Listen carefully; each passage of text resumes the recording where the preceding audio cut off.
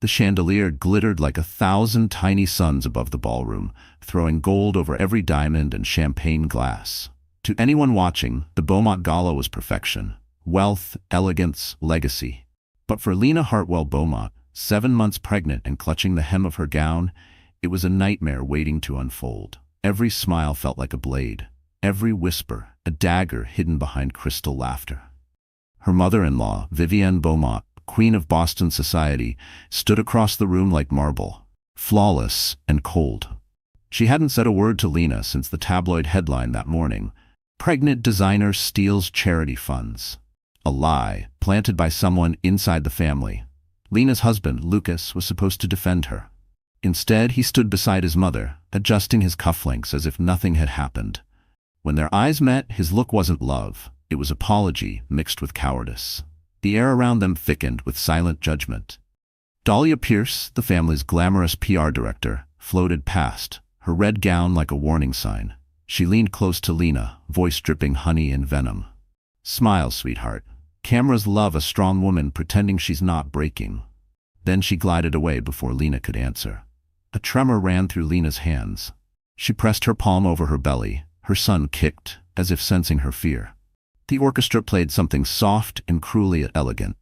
Vivienne clinked her glass for attention, ready to begin her annual speech. Lena took a step back, wishing she could vanish into the marble walls. But then, as the spotlight swung across the hall, it stopped for a beat, right on her. Dozens of phones lifted. She felt exposed, fragile, hunted. Vivienne's painted smile widened. "And of course," she said sweetly, "our family's newest member, my dear daughter-in-law Lena, who has brought quite a lot of attention lately." Laughter rippled through the guests, polite but poisonous. Lena swallowed her tears. She'd survived whispers before, but tonight felt different. Tonight, something deliberate was unfolding. Across the room, she caught Dahlia whispering to an event coordinator, pointing subtly toward her. A flash of movement. 2 security men adjusting the hallway lights near the backstage door. The music changed to a waltz. Vivienne raised her glass once more, her diamonds catching the light. "Some stains," she murmured loud enough for nearby tables. "Just don't wash out, no matter how expensive the dress." The laughter grew sharper, echoing off the chandeliers. Lena turned toward the exit, the humiliation burning through her like fire. Then she noticed it. One of the hallway cameras above the stage had stopped blinking. Its tiny red light, once steady, had gone dark. Something was about to happen, and someone had made sure no one would see it. The music drifted into another elegant waltz as waiters glided through the ballroom carrying trays of champagne. Guests laughed, oblivious to the invisible storm gathering behind the velvet curtains. Lena tried to breathe through the tightness in her chest. Her heart pounded against her ribs, a rhythm out of place in a room built for control. Dahlia appeared beside her again, smiling too brightly. "There's a problem with your dress," she whispered, brushing invisible dust off Lena's shoulder. "A little stain. Red ink, maybe." Vivienne noticed. "She wants you to come backstage so we can fix it before photos start." You know how she hates imperfection. Lena froze. Red ink? She'd barely touched anything but a glass of water all night. "I don't think." Dahlia's smile didn't waver. "Please. It's best to handle it quietly." Her tone was gentle, but her hand tightened on Lena's arm. There was no choice. Guests were watching. Vivienne's eyes, cold and gleaming across the room, seemed to say, "Do it." Lena followed Dahlia past the buffet tables and down a narrow corridor lined with portraits of long-dead Beaumont ancestors. The laughter from the ballroom faded, replaced by the low hum of air vents and the faint buzz of stage lights. Behind them, 2 security men fell into step. Tall, silent, expressionless. They reached a door marked "Staff Only." Dahlia pushed it open, revealing a small backstage storage area filled with gowns, cleaning supplies, and a single mirror surrounded by dim bulbs. Waiting inside were 2 of Vivienne's sisters-in-law, socialites wrapped in silk and superiority. "There she is," one of them said, feigning concern. "Poor thing, you've made quite the headline this week." Lena's voice trembled. "This isn't necessary. There's no stain." "Vivienne just wants to be sure," Dahlia replied smoothly, closing the door behind her. The click of the lock was soft but final. Lena's stomach turned. The 2 security guards stood near the exit, blocking her path. "Please," she said, voice cracking. "I'm pregnant." I don't feel well. Oh, we'll be gentle, Dahlia said with mock sympathy. Just take off your jacket. Let's see what all the fuss is about. Lena backed toward the mirror, clutching her shawl tight around her shoulders. I said no. Dahlia's smile faltered for the first time. Her eyes hardened. Don't make this difficult, Lena. We're trying to protect the family name. Do you really want another scandal? The words hit her like a slap. She thought of the article, the whispers, the way Lucas had stood silent when she'd begged him to deny the rumors. This is cruel, she whispered. One of the women stepped forward. What's cruel is dragging our name through the dirt. If you have nothing to hide, prove it. Lena's pulse roared in her ears. She turned toward the door. Open it. Now. Dahlia blocked her path, her perfume sharp and suffocating. You're shaking, she murmured. That's guilt, darling. Before Lena could respond, the hallway lights flickered. A brief blackout, then a dim, yellow emergency bulbed overhead. For a split second, Dahlia glanced upward, irritated. Why is maintenance such a disaster?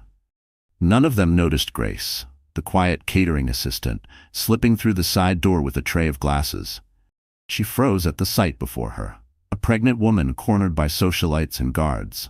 Instinct told her to back away, but the fear in Lena's eyes made her stay.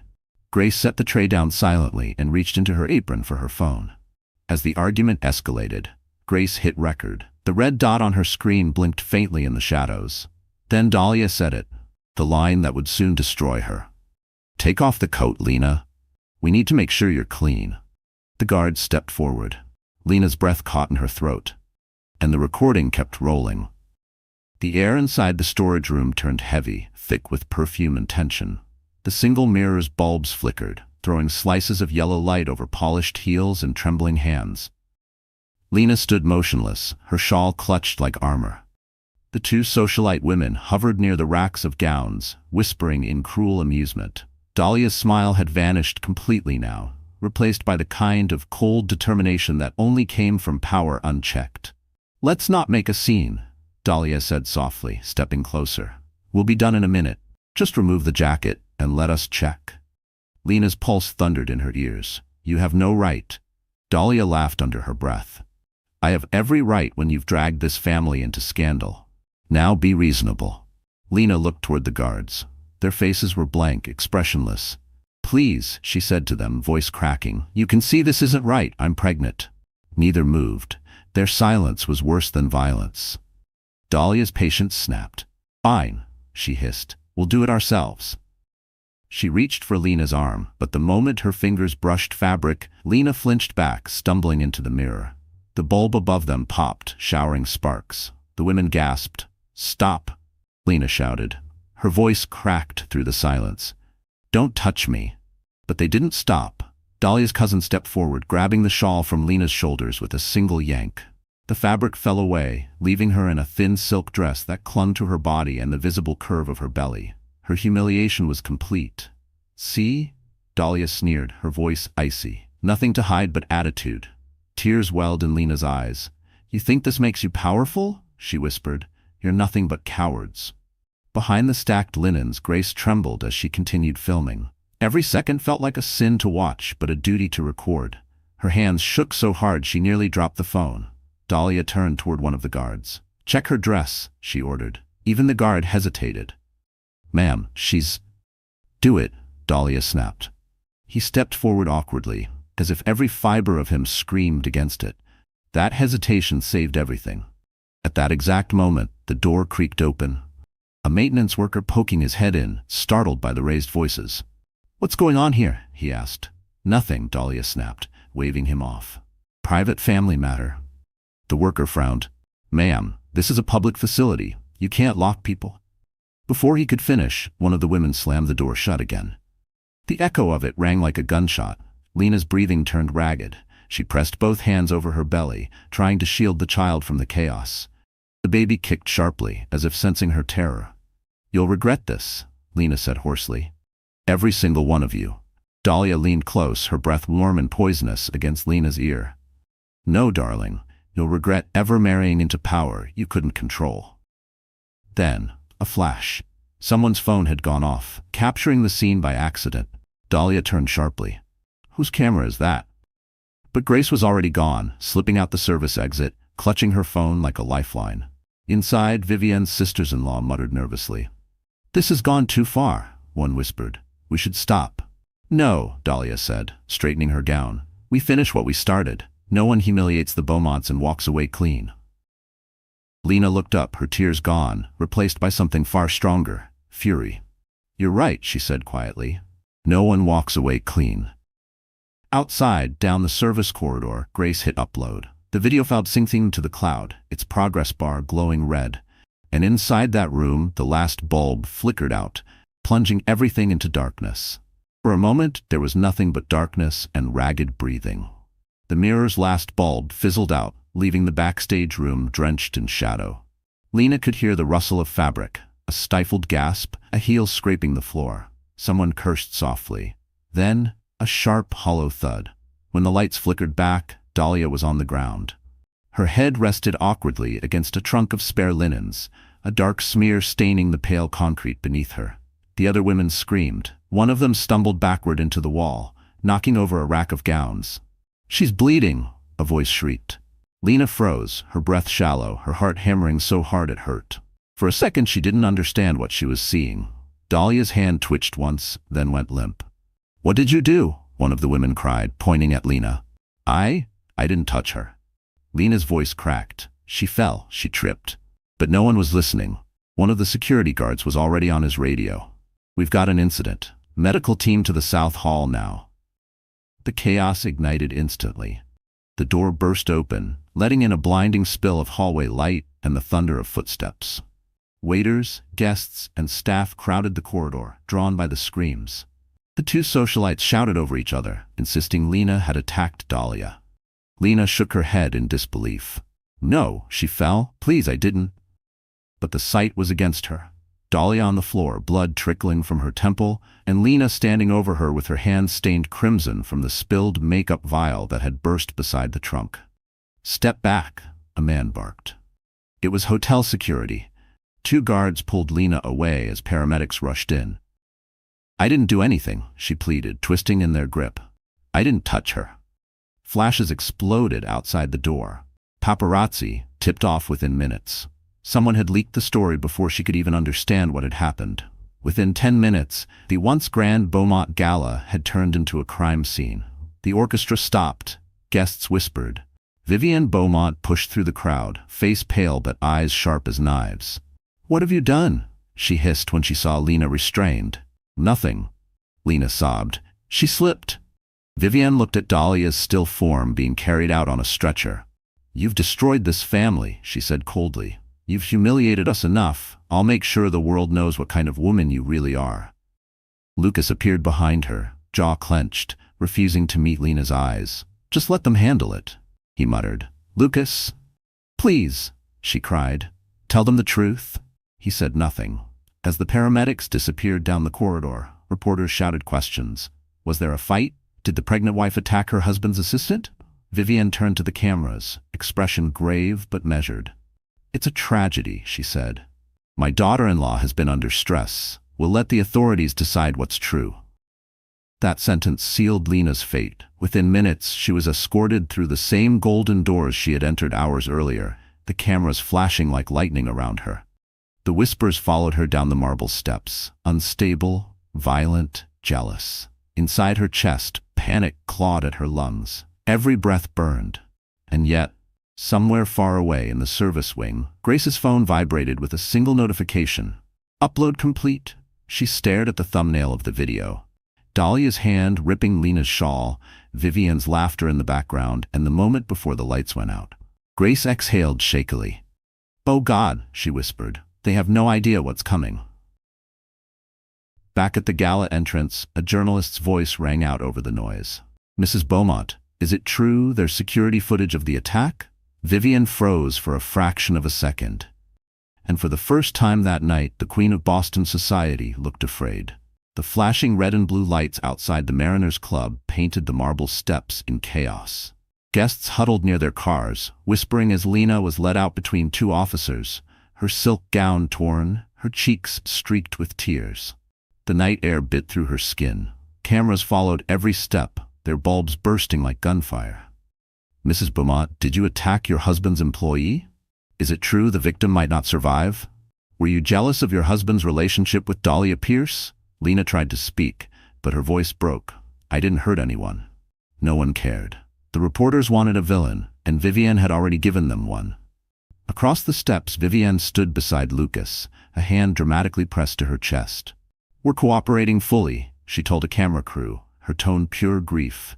My daughter-in-law is unwell. We only want her to get help. The words hit Lena harder than the cold. Unwell. A single word, and every whisper would turn to judgment. Lucas didn't even look at her. He stared at the ground, his mother's shadow swallowing him whole. The officers guided Lena into the back of a black and white cruiser. The door slammed shut with a metallic finality that made her heart twist. Through the window, she saw Vivienne turn toward the cameras and dab fake tears from her eyes. Inside the car, Lena's body shook uncontrollably. Her hands, still stained from the broken vial of red makeup, looked like evidence. She pressed her palms against her knees to stop them from trembling. The baby shifted inside her belly, a small, desperate movement that nearly undid her. It's okay, she whispered. Mommy's here. Mommy's okay. The drive to the precinct blurred into streaks of city light. Every intersection, every flash of a phone camera, felt like another piece of her dignity being stripped away. When they arrived, a female officer escorted her into a side entrance, away from the reporters. Just procedure, the woman murmured. Try to breathe. Inside, the fluorescent light hummed coldly. A nurse checked her vitals, heart rate too high, blood pressure unstable. The officer hesitated, clearly torn between duty and pity. You're 7 months along, right? I'll see if we can move fast. Lena nodded numbly, unable to find words. Her mind replayed the scene over and over. Dahlia falling, the blood, Vivienne's look of satisfaction. None of it felt real, and yet the weight of it pressed down like stone. Hours passed before Lucas appeared. For a brief, foolish moment, hope flared in her chest. Maybe he'd come to tell the truth, but when the officer opened the door, he wouldn't meet her eyes. Lucas, she whispered, voice cracking. Please, tell them it was an accident. He swallowed hard. It's complicated, Lena. The press, the family's reputation. Her voice hardened. Our child's life is not complicated. He flinched but said nothing. Then quietly, Mother's lawyer says it's best if you cooperate. If you sign the statement, this will be easier. Lena stared at him in disbelief. You want me to confess to something I didn't do? Lucas didn't answer. He simply set a folder on the table and left. The moment he was gone, the nurse returned with a clipboard and a soft whisper. Someone just called for you. Said his name is Gregory Hartwell. Lena's heart stopped. Her father, the man she hadn't spoken to in years. He said, the nurse continued, to tell you, I've seen the footage. Sit tight. You won't spend the night there. Lena blinked, stunned. The footage? The nurse nodded slowly. He said the cameras didn't go dark everywhere. Outside, thunder rolled over the city, and somewhere across Boston, a powerful man was already gathering every lawyer, every ally, every weapon he had. Boston woke to headlines screaming her name. Pregnant socialite arrested after gala brawl. Beaumont family in shock. Husband's assistant in critical condition.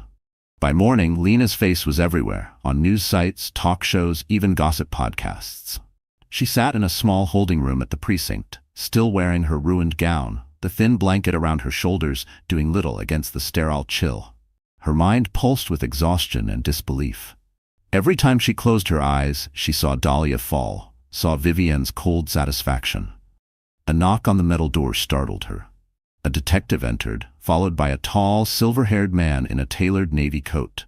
Lena's heart clenched. She hadn't seen that face in years. Strong jaw, steel gray eyes, the kind of presence that filled a room.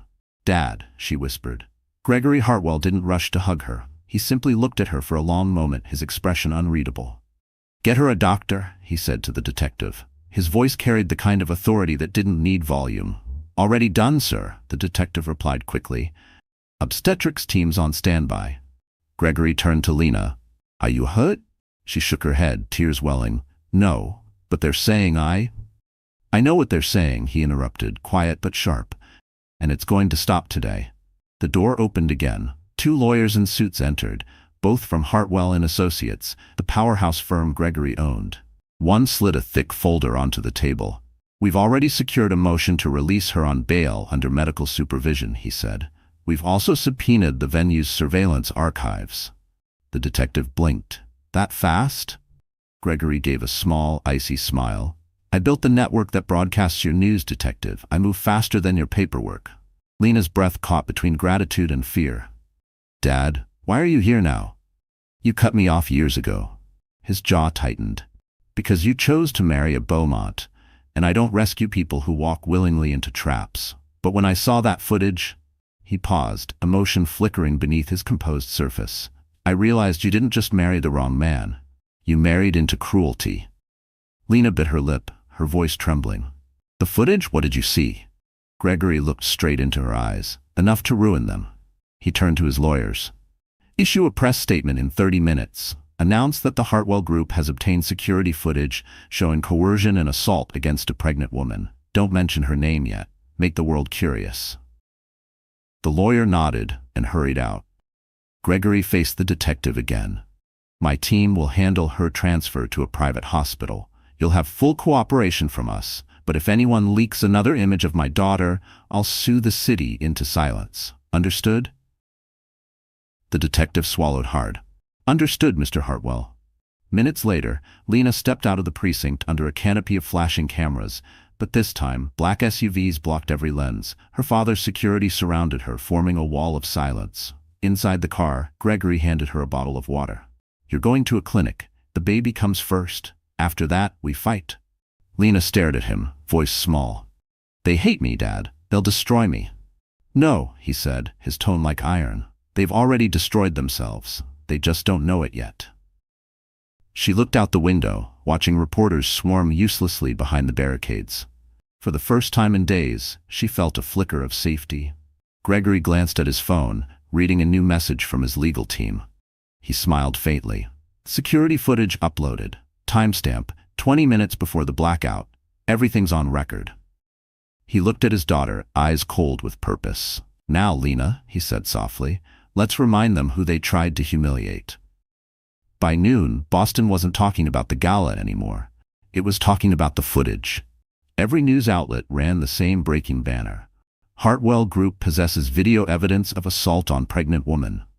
In a private hospital suite overlooking the Charles River, Lena lay propped against white pillows, her hand resting on her belly as her father paced near the window. Reporters swarmed the gates outside. Lawyers, publicists, and investigators buzzed in and out like soldiers preparing for battle.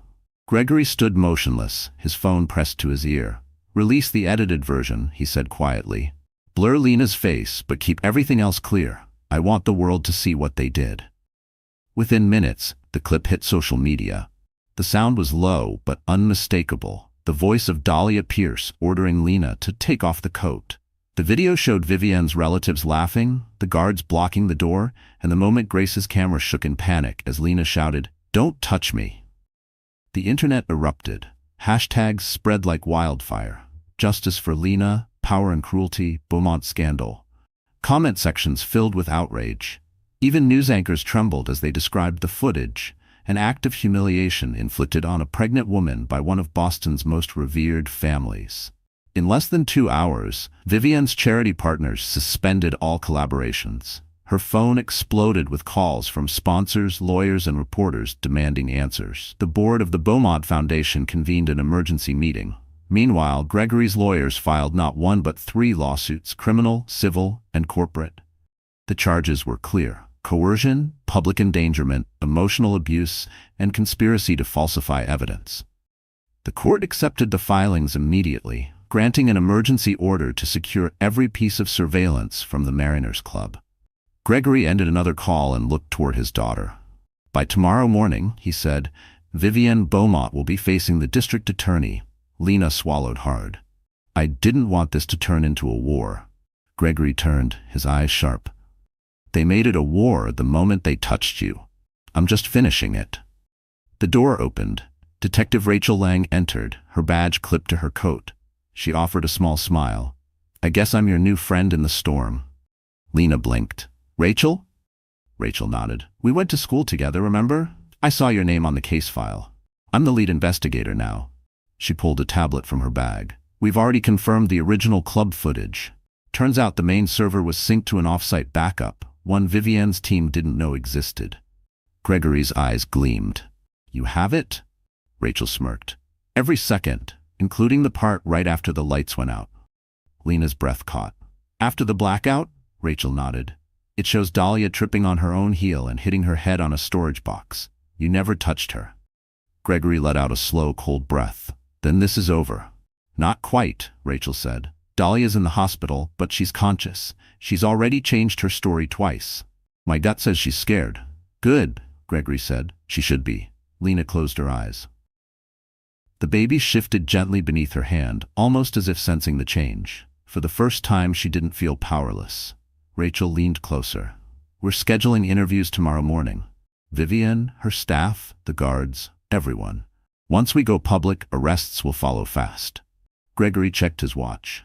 Then let's make sure the whole city is watching. That evening, every major network cut into their regular programming. Gregory Hartwell appeared live on national television.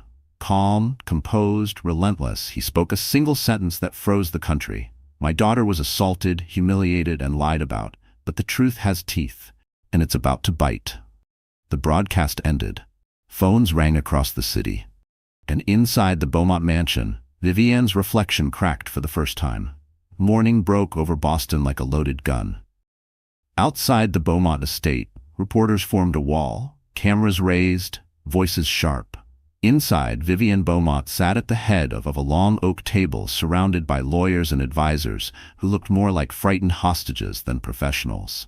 Her pearl necklace trembled slightly against her throat as she slammed a newspaper onto the table. Beaumont matriarch accused of orchestrating assault on pregnant daughter-in-law. Vivienne's eyes burned with fury. They're destroying us, she hissed. He's destroying us. Across town in the glass tower of Hartwell Media, Gregory stood before a war room of screens. Every network, every social feed, every trending tag pulsed with his daughter's name. His empire, once dedicated to building narratives, was now tearing one down. Keep the heat on, he told his communications director. Every outlet, every commentator, they tried to strip my daughter's dignity. Now we strip their reputation. Meanwhile, in the hospital, Lena sat by the window, sunlight painting soft lines over her face. She could hear the city buzzing below. The horns, the protests, the flashes of camera light. Her phone buzzed nonstop, strangers sending love, survivors sharing their own stories. Rachel Lang arrived mid-morning, coffee in hand and determination in her stride. We've got confirmation, she said, setting down her tablet. The district attorney has issued formal subpoenas for Vivienne, Lucas, and Dahlia. They're to appear this afternoon. Lena blinked. That fast? Rachel smiled. Your father doesn't waste time, and neither do I. At that exact hour, chaos unfolded inside the Beaumont headquarters. Lucas Beaumont, pale and sleepless, was on a call with his CFO when his screen went black. Every account, every credit line tied to the Beaumont Foundation froze simultaneously. Gregory had made his second move. Overnight, Hartwell Capital had purchased the failing debt of the Beaumont conglomerate, quietly, legally, and completely. With one email, he'd become their largest creditor. Lucas burst into the living room where his mother sat, clutching a trembling glass of brandy. They froze our assets. We can't even make payroll. Vivienne looked up slowly. Hartwell, she whispered. He's not just fighting us in court. He's taking the ground under our feet. Lucas ran a hand through his hair. We need to talk to the press. Tell them he's manipulating the system. No, Vivienne snapped. The press is his system. Across town, Gregory's team gathered the final piece of their offensive. A live-streamed press conference scheduled for 4 p.m. Every major network had agreed to broadcast it. The title, Truth and Accountability, the Beaumont Case. At 3:45, Vivienne received the invitation in her inbox, sent directly from Gregory's office. Attached was a single sentence. Attend if you want to see how your lies die. By 4, the world watched as Gregory Hartwell stepped to the podium flanked by his attorneys and Detective Lang. Behind them, screens displayed still images from the security footage, blurred to protect Lena's identity, but clear enough to reveal every guilty face. Gregory's voice carried calm precision. These individuals conspired to publicly humiliate a pregnant woman. They manipulated media, falsified evidence, and attempted to destroy her name. What they didn't realize was that the world was watching. Clips rolled. Gasps filled the airwaves. The moment Dahlia demanded Lena disrobe, the laughter, the flash of Vivienne's diamond bracelet as she gestured to the guards. Reporters erupted. Questions flew. The city shook. Within minutes, the district attorney confirmed to the public that arrest warrants had been signed. Vivienne's phone buzzed on the table beside her untouched drink. She didn't have to look to know what it was. The law had arrived at her door. In the hospital, Lena watched the live stream, her heart pounding. Rachel smiled softly. It's happening. Justice. Fast and loud. Gregory's closing words echoed through every broadcast, cutting deep and final. They stripped her of her dignity. We stripped them of their power. That's balance. Outside the Beaumont mansion, police sirens wailed. And inside, Vivienne Beaumont finally understood what it meant to lose control. Lucas Beaumont hadn't slept in 2 days. The city outside his penthouse pulsed with anger. Protests, flashing cameras, headlines screaming, "Justice for Lena." His phone rang nonstop with calls he didn't answer. Lawyers, board members, journalists. Every ring felt like another stone being hurled at the glass walls around his life. He poured a drink at 9 in the morning, ignoring the fact that his hands were shaking. On the TV, Gregory Hartwell's press conference replayed again. Lucas turned up the volume just as Gregory's final words cut through the static. They stripped her of her dignity. We stripped them of their power. The glass in Lucas's hand cracked. He threw it against the wall, watching amber liquid run down the marble like blood. His mother burst into the room, disheveled, furious, clutching her phone. He's buying everything, Lucas. Every share, every debt, every property tied to our name. Hartwell is dismantling us one signature at a time. I know, he muttered, rubbing his temples. Then do something, Vivienne snapped. Fix this before it's too late. Lucas laughed bitterly. You still think I can fix anything? I can't even get into my own office. Security revoked my badge this morning. I'm CEO of nothing now. Vivienne froze. They fired you? He looked at her, hollow. No, Mother. They erased me. Outside, a convoy of black SUVs pulled up to the Beaumont corporate tower. Reporters swarmed as men in suits entered the building, holding sealed court documents. The board of directors, many of whom had invested with Hartwell Capital, had voted unanimously to remove Lucas Beaumont as acting CEO. By 10 a.m., the news hit every network. Lucas Beaumont ousted as CEO. Hartwell Group acquires controlling stake. Lena saw the report from her hospital bed. For a moment, she felt nothing. No victory, no triumph. Only the quiet ache of knowing that the man who once promised to protect her had stood by while others destroyed her. Rachel entered the room carrying a folder. Thought you'd want to see this, she said. Inside were still photos from the newly recovered footage. Lucas standing at the door during the assault, frozen in silence. Lena looked at the picture for a long time. He watched, she whispered. He saw everything. Rachel nodded and said nothing. That silence is his guilt. At the same time, Lucas stood before the Beaumont boardroom, facing a half-circle of executives who avoided his gaze. I can explain, he began. This scandal is your fault, one of them cut in. The investors are gone, the assets frozen, and now the police are circling your mother. You're toxic, Lucas. We can't afford you. Vivienne slammed her hand on the table. You cowards wouldn't exist without this family. Exactly, another replied coldly. That family is the problem. Security escorted them both out within minutes. Cameras caught every second.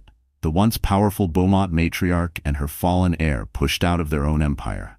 The footage aired live, played side by side with clips of Lena's quiet composure at the hospital. Public opinion shifted completely. Sympathy for the Beaumonts evaporated. Admiration for Lena and Gregory soared. Back in the hospital, Gregory entered Lena's room carrying a laptop. Watch this, he said. On screen, Lucas stood outside a courthouse, reporters shouting questions. His face was pale, almost translucent. Lucas Beaumont, one shouted, do you have anything to say to your wife? He opened his mouth, but no words came out. For the first time, the man who had built his life on image had nothing left to say. Gregory closed the laptop.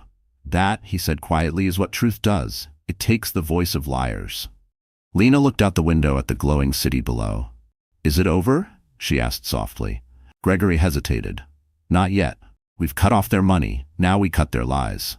He placed a folder on her lap. Court dates, witness lists, deposition plans. The next step, he said, is justice in front of the law.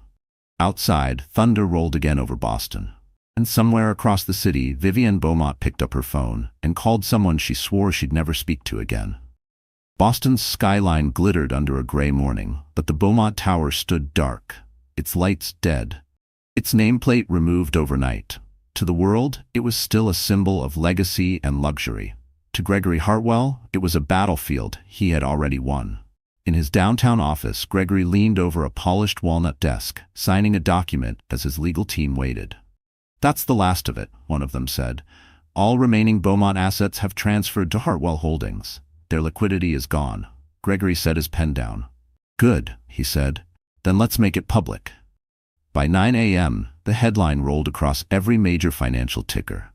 Hartwell Group acquires Beaumont debt portfolio, freezes operations pending investigation. Within minutes, panic spread through the Beaumont ranks. Creditors called, partnerships collapsed, employees flooded out of the building carrying boxes. At the same time, outside the courthouse, Vivienne Beaumont arrived for her subpoena hearing in oversized sunglasses and pearls that no longer glittered. Reporters crowded around her. "Mrs. Beaumont, is it true your company's been seized? Are you cooperating with police?" She ignored them, clutching Lucas's arm as they pushed through the chaos. But the moment they entered the marble lobby, federal investigators were waiting. "Mrs. Beaumont," said Agent Ramirez, holding a warrant, "we need you to surrender your phone and business records. There's evidence of tampering with surveillance systems at the Mariners Club." Vivienne's mask cracked for the first time.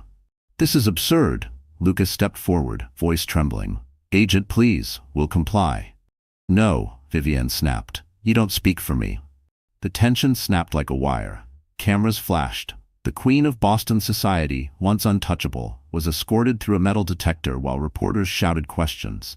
Across town, Lena watched the live broadcast from her hospital bed. Rachel entered quietly, holding a tablet. "You should see this," she said. On the screen, bank statements scrolled by, showing millions funneled through fake charity accounts under Dahlia Pierce's management, each transaction signed off by Vivienne. Lena's breath hitched. "They used their foundation to hide money?" Rachel nodded.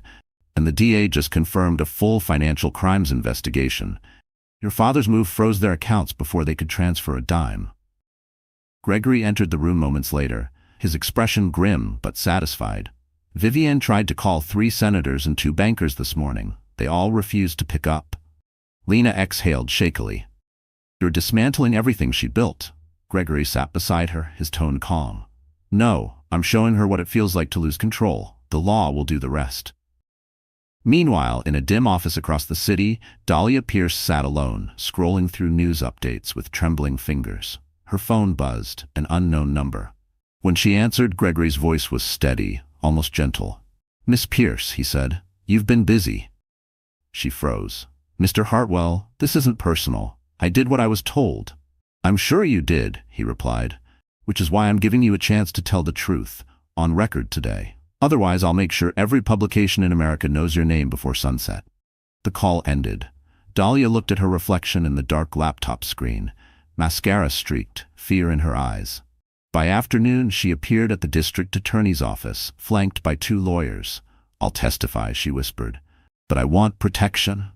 The DA nodded. "You'll have it." That same evening, Gregory held another press conference. This time, he wasn't alone. Detective Rachel Lang stood beside him. "We've received full cooperation from an inside witness," she announced. "Arrest warrants have been approved for multiple parties, including members of the Beaumont board." The cameras flashed. Vivienne's phone rang inside the courthouse hallway, but it wasn't a lawyer. It was her assistant whispering, "They've arrested Dahlia. She's naming names." Vivienne went still. For the first time in her life, she had no strategy, no defense, no audience. In the hospital, Lena turned off the TV and closed her eyes. For the first time in weeks, her heart slowed. Justice was no longer coming. It had arrived, and it was wearing her father's name. By the end of the week, Boston was split into 2 camps: those who believed Lena Hartwell was a survivor of cruelty, and those who believed she was part of a grand performance orchestrated by her billionaire father. Every screen in the city glowed with her image. Every talk show speculated about justice, revenge, and power. In the command center of Hartwell Media, Gregory stood before a dozen monitors, displaying news feeds from around the world. "We control the truth now," as one of his editors said. But the Beaumonts are trying to spin a counterstory. Their PR team claims the video was edited. Gregory's jaw tightened. "Then let's show them everything." He pressed a button on the control pad. The central screen lit up with unreleased footage, raw, uncut, time-stamped. It showed Dahlia's cruel smirk, Vivienne's taunting command, Lucas standing frozen by the door. And then the unthinkable. Audio of Vivienne ordering, "Make sure the cameras stop recording." Gregory turned to his staff. "Upload this to every outlet we own. No filters, no spin." Across the city, millions watched in stunned silence as the truth played out unedited. The narrative shifted instantly. The Beaumonts weren't victims, they were villains. At the district attorney's office, Dahlia Pierce sat trembling in a gray interrogation room, her designer jacket hanging loosely on her shoulders. Detective Rachel Lang set down a recorder. "You said you were following orders," she said evenly. "Whose orders?" Dahlia's eyes darted to the mirrored wall. "Vivienne's," she whispered. "She said we needed to teach Lena a lesson, make her understand who holds the power in that family. She even told the guards what to say if anyone asked." Rachel leaned forward. "And Lucas?" Dahlia hesitated. "He knew. He didn't stop it because he was scared of her, of his mother. He's always been scared." Rachel clicked off the recorder. "That's all we needed." By afternoon, the DA's office filed additional charges: witness tampering, obstruction of justice, and accessory to assault. Arrest warrants for 2 Beaumont security officers followed within the hour. The city had never seen such a rapid unraveling of an empire. At the Beaumont mansion, chaos reigned. Reporters camped at the gates while legal teams packed documents into boxes. Vivienne watched the news from her private sitting room, the muted screen showing her own face as anchors recited her alleged crimes. "This is slander," she hissed. "I built this city's charity network." Lucas stood behind her, pale and shaking. "They have everything, Mother. Dahlia's turned on us, the guards confessed, and the footage." "Stop talking," Vivienne shouted. "You think your father's ghost would let this happen? You think I'll be dragged through the mud like some criminal?" Lucas didn't answer. For the first time, he saw the woman behind the pearls in perfection, small, desperate, terrified. At Hartwell headquarters, Gregory received a call from Rachel. "The Beaumont staff is cooperating," she reported. "We've recovered their private server. There are emails proving Vivienne paid off reporters to smear your daughter." Gregory's voice turned ice cold. "Send copies to every federal agency. Let her drown in her own lies." Meanwhile, Lena watched the live news feed from her hospital bed. For the first time, she saw everything. Every sneer, every cruel word, every moment they tried to break her. It wasn't just pain anymore. It was vindication. She whispered to herself, "You can't erase the truth." Rachel entered the room minutes later. "They're done, Lena. The DA wants to schedule court dates immediately. This will go public." Lena nodded slowly, eyes glistening. "Good. Let the world see exactly how power collapses when it's built on cruelty." Outside, storm clouds rolled in, thunder rumbling like applause. In the Beaumont mansion, Vivienne turned from the darkened TV, whispering to herself, "He can't win forever." But she didn't know. Gregory wasn't just winning. He was rewriting the rules of power, one revelation at a time. By the time the courthouse doors opened, the crowd outside stretched for blocks. Reporters lined the steps, their microphones angled toward the marble entrance like weapons. The trial of Lena Hartwell versus the Beaumont family had become the event of the decade, part courtroom drama, part morality play. Inside, cameras had been granted limited access by special order of the judge. The world would witness every word, every tear, every truth. Lena stood at the defense table, a pale blue maternity dress replacing the couture gowns she used to wear at Beaumont events. Her belly was round now, full and visible, a symbol of both fragility and defiance. Beside her, Gregory adjusted his tie, calm but razor-sharp. Across the aisle, Vivienne Beaumont sat like a statue carved from ice, her pearls replaced by a court-issued bracelet tracker. The judge entered. Court is now in session. The first witness, Detective Rachel Lang. Her testimony was concise, methodical, devastating. The footage recovered from the Mariners Club shows the defendants, Vivienne Beaumont, Dahlia Pierce, and Lucas Beaumont, engaging in an act of coercion, physical intimidation, and psychological abuse toward Mrs. Lena Hartwell. The victim was 7 months pregnant at the time. Gas rippled through the courtroom. Cameras flashed. Vivian's lawyer objected, claiming bias. Overruled. Next came Grace, the quiet catering assistant who had filmed the entire assault. Her hands trembled as she took the stand.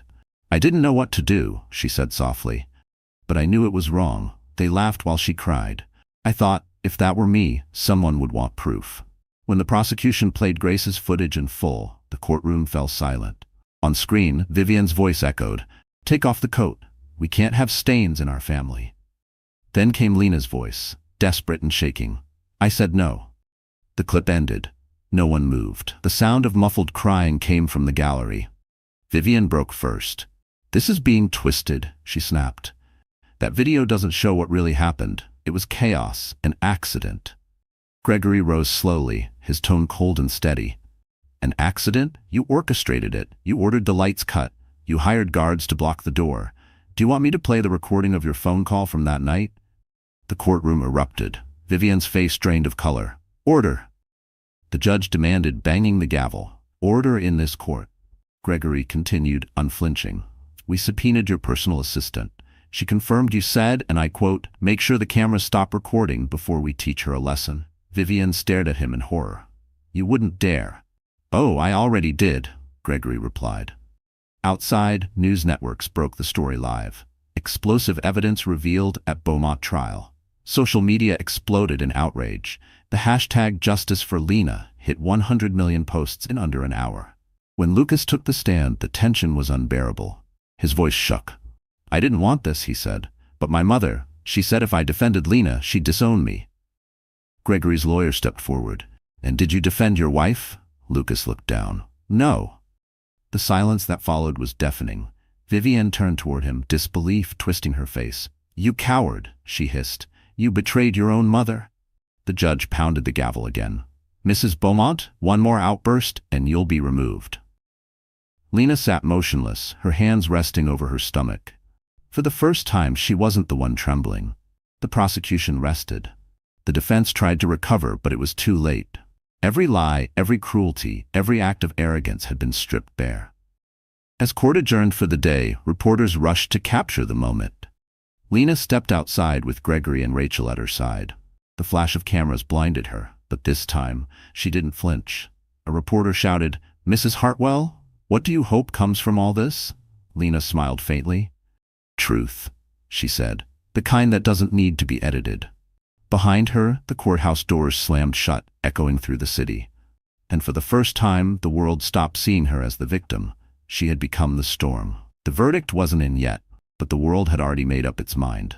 Overnight, Vivian Beaumont went from Boston's queen of philanthropy to its most despised socialite. The city that once bowed to her name now crossed the street to avoid it. Every major sponsor pulled out of the Beaumont Foundation. Luxury brands revoked their partnerships. Anonymous emails leaked internal memos detailing years of misuse of charity funds. What had started as a family scandal had become a corporate implosion. In her penthouse suite, Vivian sat surrounded by stacks of unopened letters and legal notices. Her reflection in the glass wall looked older, smaller. The pearls that once symbolized power now hung around her neck like a chain. "Mother, we have to leave the city," Lucas said quietly, pacing behind her. "Hartwell owns everything. Our lawyers, our debts, our story. We can't win this." Vivian didn't turn. "You think I'll run? Let that man and his bastard daughter ruin everything I built?" Lucas stopped pacing. "What's left to ruin?" Vivian spun toward him, eyes blazing. "Your father's name, my reputation. This family was built on control, discipline. That girl destroyed it all with one video." "No," Lucas snapped, his voice shaking. "You destroyed it. You humiliated a pregnant woman on camera and turned your own son into a coward." The room went silent. For the first time in his life, Lucas saw fear in his mother's eyes. Meanwhile, across town, Gregory Hartwell watched the live stock reports. Beaumont Industries shares had fallen 76% in 2 days. The board had issued an emergency vote to dissolve the company. Effective immediately, the news anchor said, the Beaumont name is being removed from all corporate assets. Lena watched beside him, her hand resting protectively over her belly. "They're losing everything," she said softly. Gregory looked at her, unreadable. "You think that's justice?" "I think it's balance," she replied. But balance was a fragile thing. Outside, angry protesters surrounded the Beaumont estate. Banners waved, "Justice for Lena," and the elite. Social media lit up with clips of Vivienne's trial, each more damning than the last. Inside, Vivienne tried to call old allies, senators, investors, charity directors, but every number went straight to voicemail. Even her lawyer refused to answer. By evening, federal agents arrived at her doorstep with a warrant. The moment was captured by dozens of cameras. Vivienne Beaumont, once draped in couture, now stood in a gray coat as an agent read her rights. Her hands trembled, not from fear, but disbelief. "I gave this city everything," she whispered, "and this is how it repays me?" Lucas stood beside her, eyes wet. "We did this, Mother. We earned it." The agents led her away as flashes painted the night. Back at the hospital, Rachel entered Lena's room, holding a folder. "The DA wants to fast-track sentencing. With the financial crimes added, Vivienne could face 20 years. Dahlia gets 5 with cooperation. Lucas, maybe probation if he keeps helping." Lena nodded slowly. "I don't hate them," she said, "but I'll never forget what they did." Gregory looked at his daughter for a long moment. "You don't have to hate them," he said. "They've built their own prison." That night, as the news looped footage of Vivienne being taken into custody, Gregory turned off the TV. The world finally knew the truth, but victory felt hollow. Lena stirred in her sleep, one hand over her unborn child. Gregory sat in the dark beside her, eyes distant. For the first time, he wondered whether revenge was ever enough. Outside, thunder rolled over the city again, a sound like the closing of a final curtain. At dawn, the Beaumont crest was removed from its last remaining building.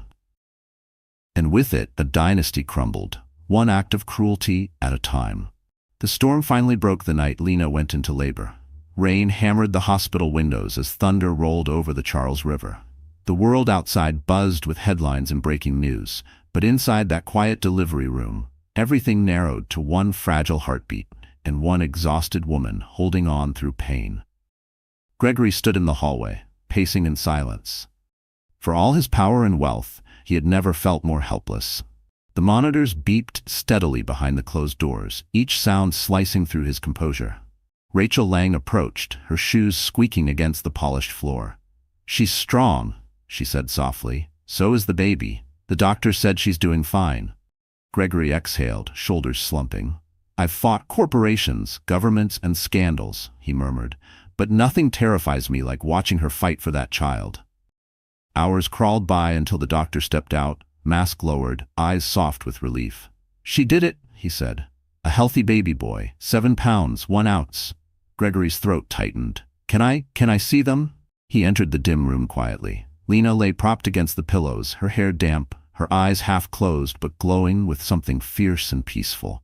In her arms wrapped in white, the baby stirred. "He has your mother's eyes," Gregory whispered.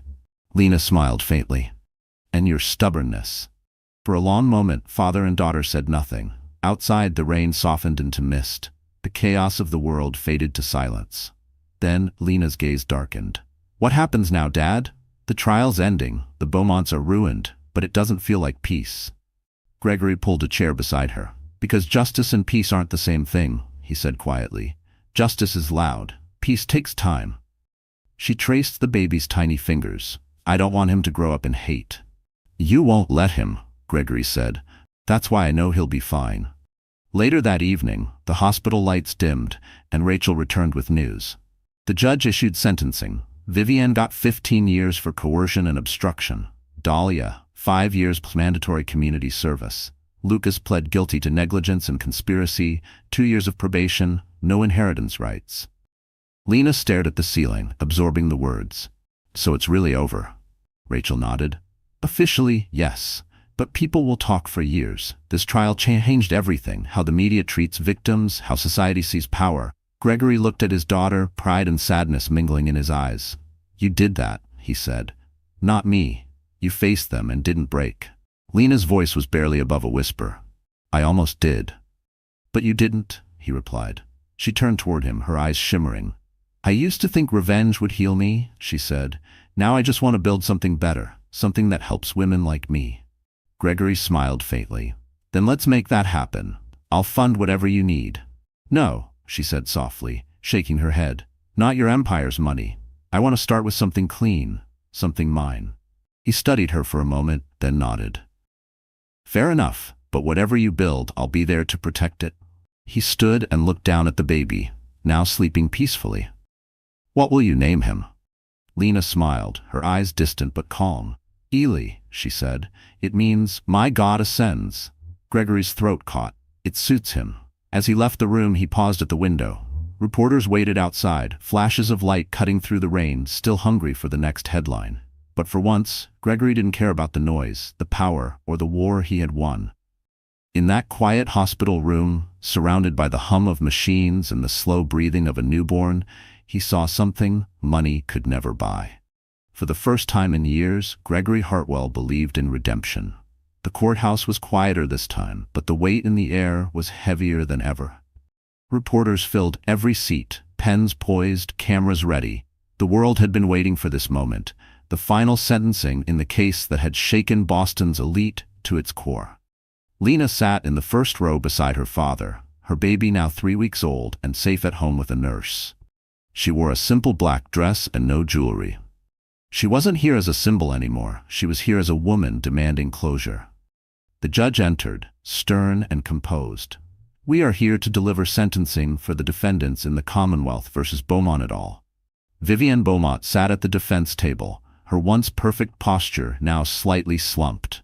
Lucas sat beside her, eyes downcast, pale as paper. Dahlia Pierce fidgeted behind them, her hands shaking. The courtroom buzzed with anticipation. The judge began reading the charges, each word cutting deeper than any blade. Vivienne Beaumont is found guilty of coercion, obstruction of justice, and conspiracy to commit assault. She is sentenced to 15 years in state custody, with no possibility of early release. Gasps rippled through the room. Vivienne's face twisted, disbelief flickering into fury. You can't, she shouted, standing.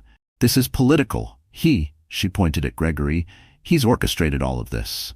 Order, the judge barked, slamming the gavel. One more outburst and I will have you removed. Vivienne's words choked in her throat. She sat down slowly, trembling. For the first time, there was no one left to listen to her voice. The judge turned to Dahlia.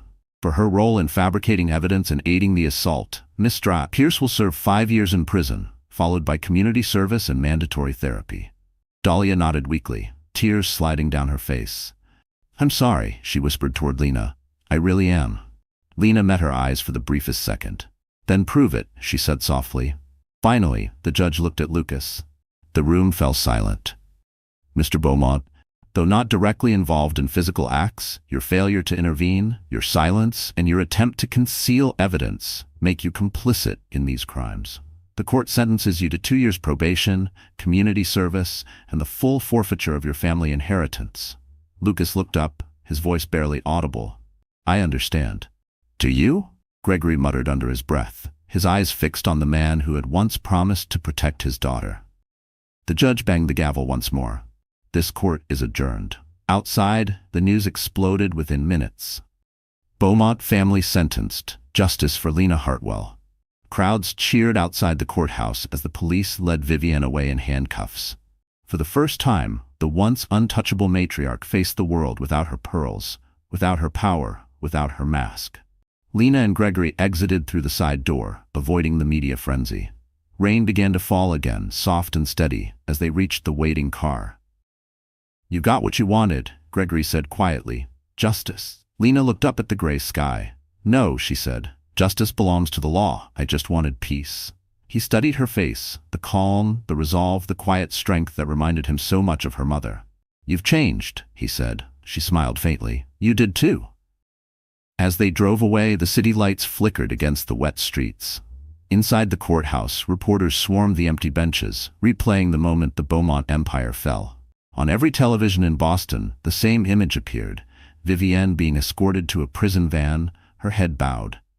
Back in her hospital room, Lena returned to her baby that night. She held him close, his tiny heartbeat steady against hers. It's over, she whispered. No more fear. Outside the window, the rain finally stopped. In the courthouse archive, the final words of the judge echoed through the speakers as the news replayed. The law does not serve the powerful, it serves the truth. Lena smiled softly, rocking her child. And for the first time the truth had finally won. Spring came early that year, soft and golden, washing the city of Boston in a warmth it hadn't felt in months. The trial had ended. The cameras had moved on, and the Beaumont name had disappeared from headlines. But in a quiet brick building overlooking the harbor, something new was being born. The sign outside read, "Shield Her Foundation, a refuge for women facing abuse, coercion, or humiliation." Inside, the atmosphere was nothing like the cold offices Gregory Hartwell once ruled. Light poured through tall windows. Walls were painted pale cream.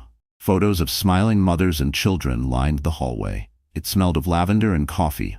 At the center of it all stood Lena Hartwell, wearing a soft beige blouse and a gold pin shaped like a feather. Her son, Eli, slept in a carrier on her chest as she reviewed paperwork with Rachel Lang and Grace, the quiet catering worker who had once saved her by pressing record. Grace looked around the bustling office, eyes wide. "It's hard to believe this all started in that awful ballroom," she said.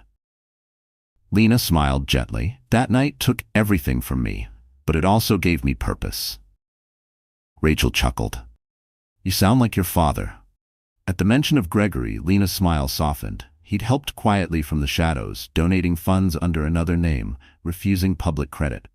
He didn't want to own her story. He just wanted to protect it. Across town, reporters gathered at the new foundation's official launch.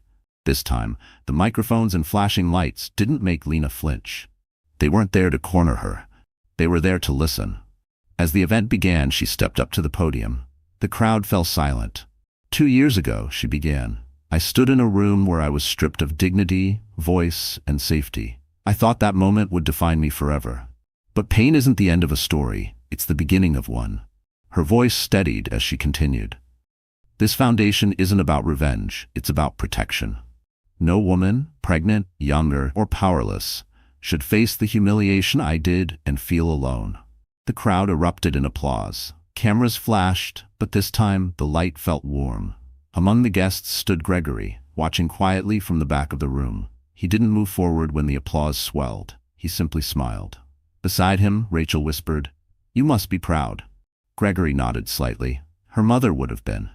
Later, when the speeches ended, Lena found him near the exit. "You didn't have to hide in the back," she said with a grin. "I'm not the story," he replied. "You are." "You were part of it," she reminded him. He hesitated, then smiled. "Maybe. But you turned it into something I never could, hope." They walked together through the hall filled with volunteers, students, lawyers, doctors, everyone who believed in her mission. Grace was showing new staff how to process donations, her laughter light and free. Outside, a group of women gathered near the steps, clutching information packets, some still bearing bruises, others carrying children. One of them whispered as Lena passed, "You're the reason I came forward." Lena paused, heart full. "No," she said softly, "you're the reason this exists." When the crowd began to disperse, she looked back at the foundation's gleaming glass doors. The reflection staring back wasn't the broken woman from that gala. It was someone rebuilt. Gregory touched her shoulder. "You did it," he said. She looked toward the horizon where the city lights flickered like stars. "No," she murmured. "We did it. Every woman who ever thought she had to stay silent, we spoke for them." A soft breeze lifted her hair as church bells rang in the distance. Boston was healing, just like she was. And for the first time, her story wasn't about survival. It was about strength. The Shield Her Foundation grew faster than anyone expected. Within 6 months, they had opened satellite offices in New York and Chicago. Donations poured in. Politicians quoted Lena's speeches. Survivors wrote letters that filled entire walls with gratitude. For the public, it was a story of redemption. But for Lena, it was also a quiet reminder. Peace never comes without echoes. One rainy afternoon, while sorting mail in her office, Lena found a thick, unmarked envelope. Inside was a handwritten letter. The elegant cursive stopped her breath. Vivienne Beaumont. She hesitated before reading. "They tell me writing can help the soul. I doubt that, but the silence in this cell is loud enough to crush me, so I'll try. You think I'm a monster, and maybe you're right. I justified everything, control, cruelty, power, because I thought that's what survival meant. I forgot that fear isn't strength. I see that now, too late. I've watched interviews of your foundation on the prison TV. You built something out of what we destroyed. That should make me hate you, but it doesn't. It terrifies me, because for the first time I realize what real power looks like. Tell your son his grandmother is sorry. Vivienne. Lena stared at the signature for a long time. The ink was smudged, but the emotion was unmistakable. She didn't know what she felt: pity, anger, or relief. When Gregory entered a few minutes later, he found her sitting silently by the window, the letter folded in her lap. "What's that?" he asked. "From her," she said softly. He frowned. "Vivienne?" Lena nodded. "She says she's sorry." Gregory's face hardened. Regret is just another form of control for people like her. Don't let it in. "I'm not," Lena said quietly, "but maybe she means it." He sighed. "You've always seen too much good in people." Lena smiled faintly. "And you've seen too little." They sat in silence as rain streaked down the windows. Outside, the harbor waves hit the rocks like a heartbeat. Later that week, Rachel dropped by with updates. "Vivienne's letter's not the only news," she said. "Lucas petitioned to volunteer at a local community program for ex-offenders. The court approved it." Lena raised an eyebrow. "You think he's changing?" Rachel shrugged. "Maybe guilt finally works better than fear." That night, after putting Eli to sleep, Lena stood by his crib, tracing his tiny fingers. "You'll never grow up afraid," she whispered. "Not of family, not of truth." Her phone buzzed. It was Grace calling from the New York branch. "We just took in a woman with a story almost identical to yours," Grace said. "Her in-laws tried to destroy her reputation online. She saw your documentary and came to us."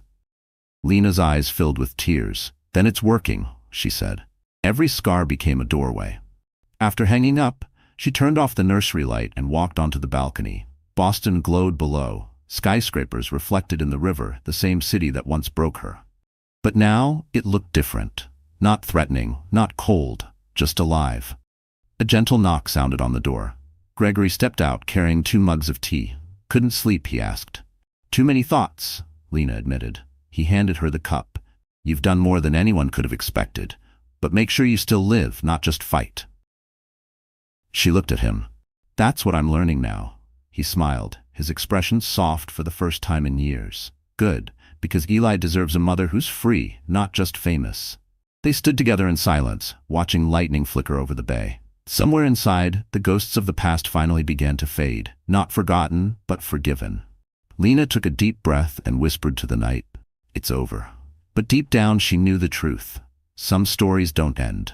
They evolve. 2 years after the trial, Lena Hartwell was no longer just a survivor. She had become a symbol.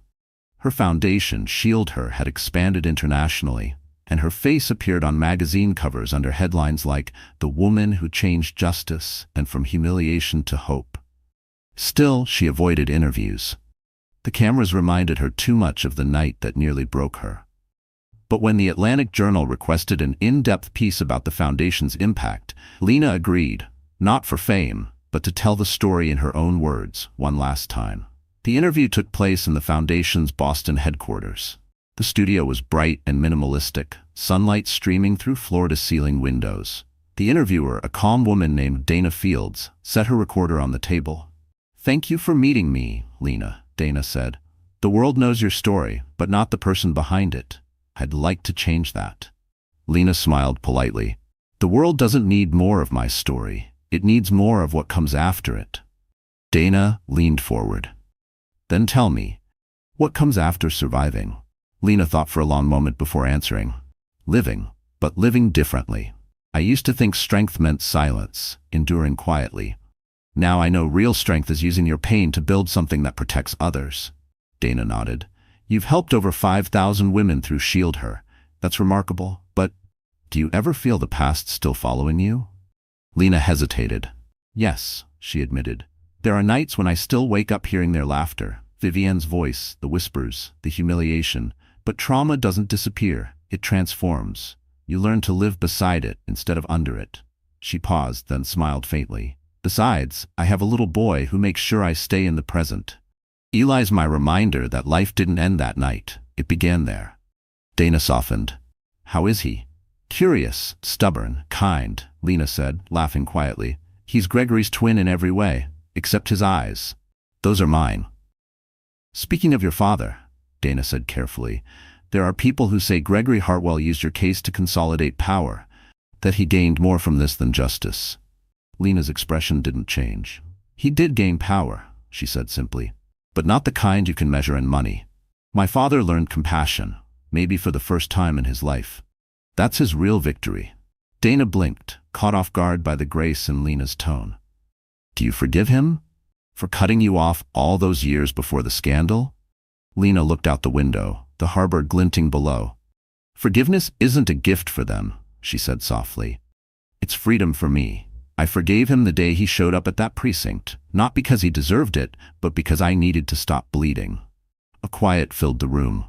Dana switched off the recorder. You know, you could easily have turned bitter, but you didn't. Why? Lena smiled gently. Because bitterness is just another prison, and I've already escaped one. The interview ended, but Dana lingered by the door. Thank you for letting the world see who you really are, she said. As she left, Gregory appeared, holding a folder. You handled that well, he said. I told the truth, Lena replied. That's all I ever needed to do. Gregory looked at her proudly. They'll call it a redemption story. She shook her head. It's not redemption. It's evolution. Outside, the late afternoon sun painted the harbor gold. Eli's laughter echoed from the playroom down the hall. Lena turned toward the sound, her eyes soft. That's the real headline, she murmured. That laughter, it means I won.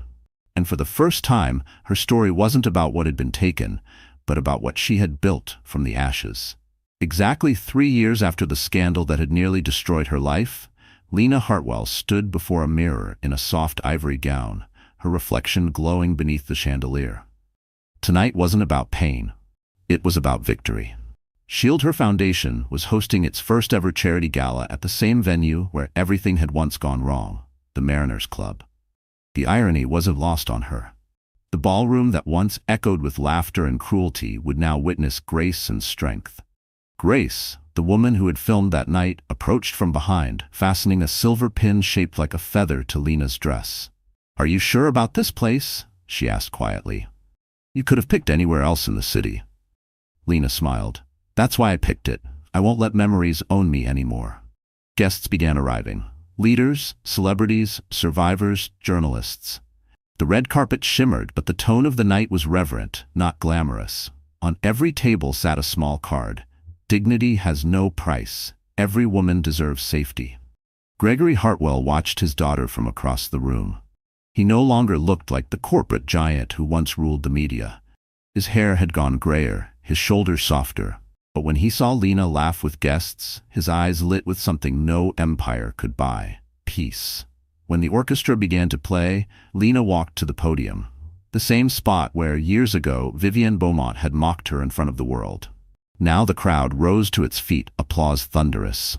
3 years ago, Lena began, I stood in this room feeling smaller than I'd ever felt in my life. I was pregnant, frightened, and humiliated. I thought my story would end here, but instead, this was where it began. The room fell silent. She continued, voice steady. Every woman here knows what it means to be silenced. Tonight, we break that silence, not with anger, but with purpose. Because what they meant for shame became our foundation. Applause swelled again. Cameras flashed, but this time the light didn't burn. It illuminated. Gregory joined her on stage, his hand resting gently on her shoulder. I used to think power meant control, he said. But my daughter taught me that true power is protection. She rebuilt what others tried to destroy, and tonight we honor that strength, not just hers, but every woman's. The crowd rose once more, clapping, some in tears. Later, as the night unfolded, donors pledged millions. Survivors shared their stories on stage. Rachel Lang, now the foundation's director of legal advocacy, announced the launch of a nationwide hotline. Grace presented a new program for pregnant women facing abuse, aptly named the Ava Project, in honor of Lena's middle name. But the most powerful moment came when a small group of women entered the room quietly, former employees of the Beaumont estate. They had come on their own, dressed simply, faces solemn. The crowd parted as they approached Lena. One of them, an older maid, spoke softly. We worked for her, for Vivienne. We saw what she did to you. We stayed silent then. We're sorry. Lena's eyes glistened. She reached out and took the woman's hand. "You don't owe me forgiveness," she said gently. "You owe it to yourselves. You're free now. Don't let the past chain you." A hush fell. Cameras captured the moment, but it didn't feel like publicity. It felt like healing. When the night ended, Lena stepped onto the balcony overlooking the harbor. The same skyline that had once mocked her now shimmered like a promise. Gregory joined her, a glass of champagne in hand. "You changed the story," he said. She smiled, watching the waves.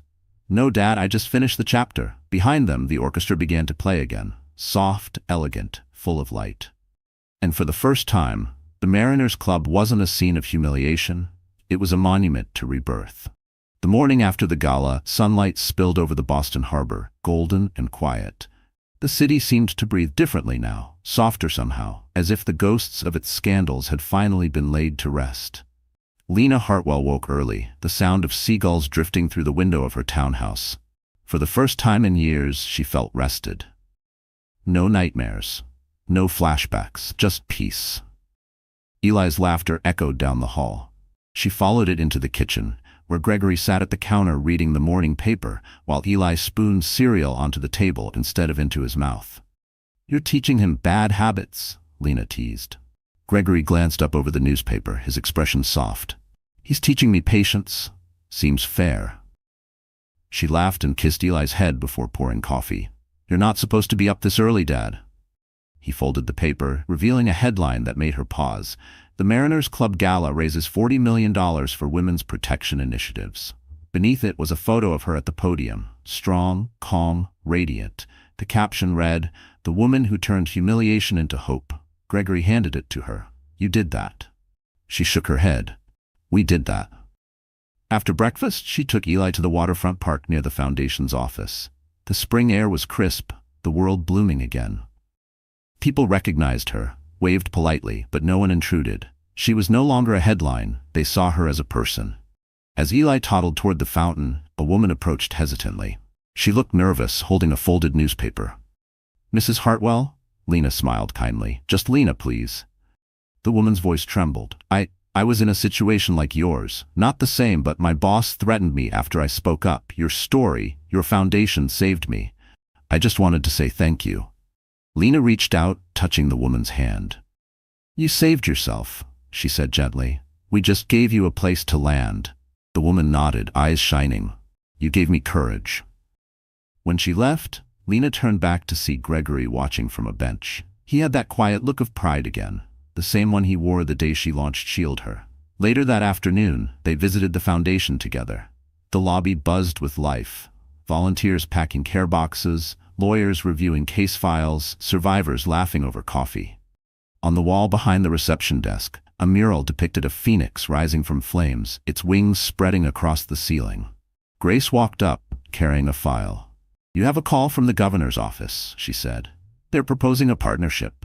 Statewide funding for victim protection programs." Lena blinked. "That's huge." Grace grinned. "I told you we were just getting started." As she walked toward her office, she passed the framed letter from Vivienne Beaumont. Its ink now faded, but its message eternal. She had chosen to keep it there as a reminder that pain can be transformed, even when forgiveness seems impossible. Her office window overlooked the harbor. The same skyline that once symbolized everything she lost. Now it symbolized everything she rebuilt. Gregory joined her, holding 2 cups of tea. "You ever think about what's next?" he asked. She smiled softly. "I used to think the story ended with revenge. Then I thought it ended with justice. But now, I think it never really ends. It just changes direction." He chuckled. "You sound like a philosopher." "Maybe motherhood does that," she said. "You start seeing life as chapters instead of battles." They stood together in the sunlight, watching the water shimmer. A knock came on the door. Rachel stepped in, holding an envelope. "From the governor," she said. "And Lena, congratulations." Lena opened it. Inside was a proclamation, signed and sealed. April 12th, Shield Her Day, State of Massachusetts. For a moment, Lena couldn't speak. Tears welled in her eyes. Gregory rested a hand on her shoulder. "Your mother would have been proud," he said quietly. Lena looked out at the harbor, the light reflecting like silver across the waves. "I think she is," she whispered. Eli's laughter echoed from the hallway. The world outside was brighter, alive. And as the sun rose over Boston, Lena Hartwell finally understood her story hadn't been about revenge at all. It was about legacy. So, that's how the story ends. My dear friends, you're still here, aren't you? If you've stayed with me until this moment, then something in Lena's journey must have touched your heart in a quiet, personal way. Maybe it reminded you that pain doesn't have to define us, it can refine us. The Stoics used to say, "What stands in the way becomes the way." Lena's suffering became the very path that led her to strength, compassion, and purpose. Marcus Aurelius once wrote, "You have power over your mind, not outside events. Realize this, and you will find strength." That's the truth of healing. It isn't about revenge or forgetting. It's about reclaiming peace within yourself. So if life has ever stripped you of your dignity or your voice, remember this story. Remember that even the darkest night can give birth to a brighter dawn. If this journey made you feel something, hope, courage, or even just a little more faith in humanity, then please like this video, share it with someone who needs it, and subscribe to our channel. Because somewhere out there, another woman is waiting to be reminded that she too can rise again. And maybe, together, we can help her believe it.